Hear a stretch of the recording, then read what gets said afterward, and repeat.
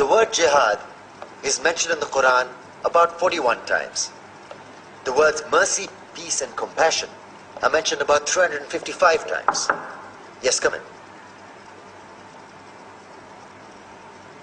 Come on in, Riaz. Sit down, please.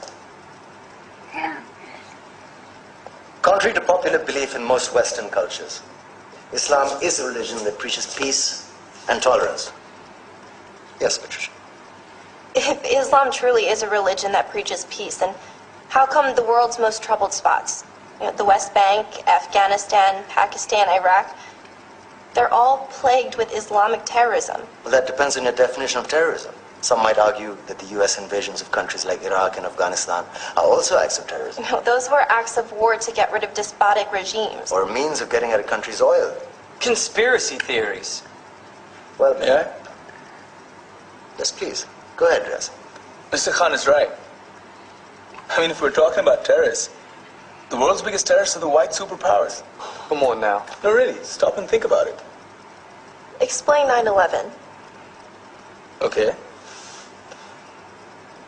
Do you know how many people died in the Twin Towers strike? Around 3,000. And do you have any idea how many people died in the bombing of Afghanistan? Take a wild guess. More than 15,000 people died. And that's just conservative figures. About 50,000 tons of explosives were dropped on innocent civilians. Men, women, children. Yeah, but that was because of the Taliban. Now that you brought it up, did you know that the Taliban was a creation of the CIA to fight the Russians? Whatever. They were still harboring terrorists. Yeah, right. Terrorists that were never found. Just like the weapons of mass destruction that were never found in Iraq. Do you want to get into the death toll in Iraq? 500,000 civilians and counting. And what do Britain and America say when they don't find these weapons? It's simple. They just say sorry. And still refuse to relinquish control of these countries. What are you trying to say? What I'm trying to say is that just because you're American, wear a fancy suit, and call yourself the president, doesn't make you any less of a terrorist.